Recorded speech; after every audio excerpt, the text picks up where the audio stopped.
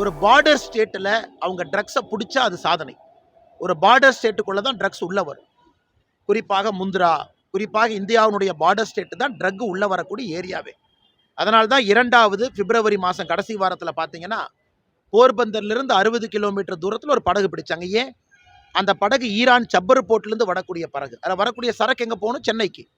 சென்னையிலிருந்து ஒரு போய் வாங்கணும். அதனால் முந்திரா போர்ட்டில் இதை பிடிச்சிருக்காங்கன்னா அவங்களுக்கு நீங்கள் கைத்தட்டி அவார்டு கொடுங்க. ஒரு பார்டர் ஸ்டேட்டில் ஒரு ட்ரக்ஸை கண்ட்ரோல் பண்ணுறாங்கன்னா அவங்களுடைய எஃபிஷியன்சி எந்த அளவுக்கு பிடிக்கிறாங்கிறது பொறுத்து தான். இன்றைக்கி அந்த முன்னாள் முதலமைச்சர் புரிந்து கொள்ள வேண்டும்.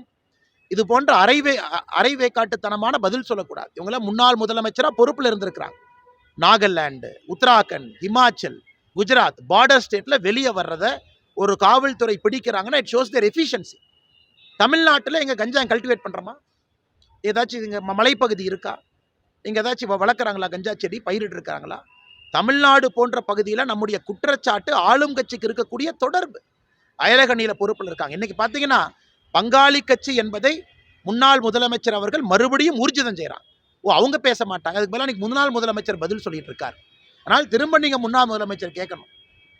பார்டர் ஸ்டேட்டில் கஞ்சாவை பிடிக்கிறக்கும், பார்டர் ஸ்டேட்டில் இருக்கக்கூடிய ஒரு போர்ட்டில் கஞ்சாவை பிடிக்கிறக்கும், தமிழ்நாடு போன்ற பகுதியில் இதுவரை கஞ்சா புழக்கம் இல்லாமல் ஆயிரக்கணக்கான கோடி ரூபாய் சிந்தட்டிக் ட்ரக்ஸை பிடிக்கிறக்கும் வித்தியாசம் இருக்கு. இந்த ஆபரேஷன் யார் பண்றாங்க? மத்திய அரசு தானே பண்றாங்க. இதை மாநில போலீஸ் முந்தரா போர்ட்டில் போய் பிடிச்சாங்களா? தமிழ்நாட்டினுடைய காவல்துறை முந்தரா போர்ட்டில் போய் சர்ச் வாரண்ட் வாங்கிட்டு போய் பிடிச்சாங்களா? அது பிடிச்சது யார்? எல்லாம் மத்திய அரசு சார்ந்த துறைகள் NCB தானே பிடிக்கிறாங்க. அதனால் முன்னாள் முதலமைச்சர் அவர்கள் யாரை காப்பாற்றுறதுக்கு பிரசிடன்ட் ஸ்டேட்மெண்ட் கொடுத்துட்டு இருக்காரு? நான் பங்காளி கட்சின்னு மறுபடியும் ஊர்ஜிதம் செய்கிறாரா?